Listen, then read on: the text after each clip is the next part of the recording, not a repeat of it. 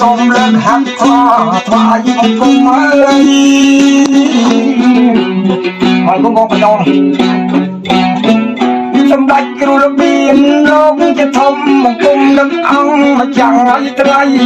កូនចៅមិនដែលបំភ្លេចប្រពន្ធខ្ញុំមកគ្រូលោកអីអើយ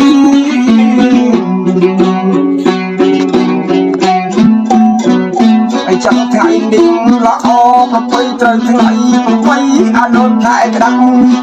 រំលឹកគុណគ្រូល្អល្អគ្រូឲ្យជើងចាំងកូនចៅរំលឹកអើ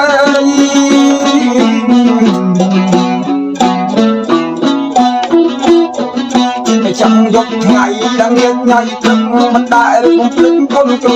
ឲ្យចំដូននៃគ្រូតាប្របីឲ្យតាជាសាងសីអើយ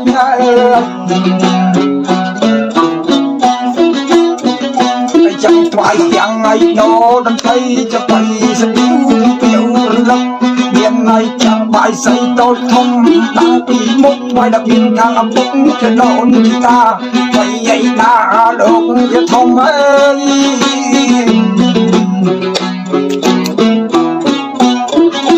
ចាំខ្ញុំបានជាយ៉ាងបរមបសុំលើកដៃវវ័នពីសូមសម្ដេចរបៀននៃកាំងតាបបៃយតាលោកអពុកម៉ែឲ្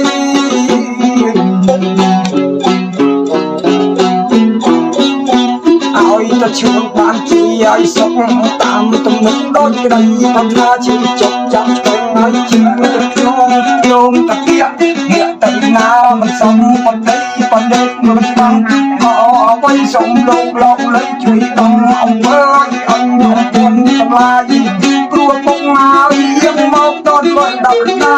បាយយាយសៃតូចធំមិនណាបាយសៃមានបញ្ចាពីមុខមានមិនបានមិនឆ្នាំបរិយលោកហើយកូនចៅបានរៀនដល់មក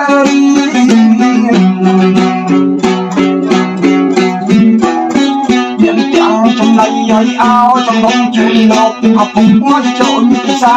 ទូលមាននៅខាងអពុក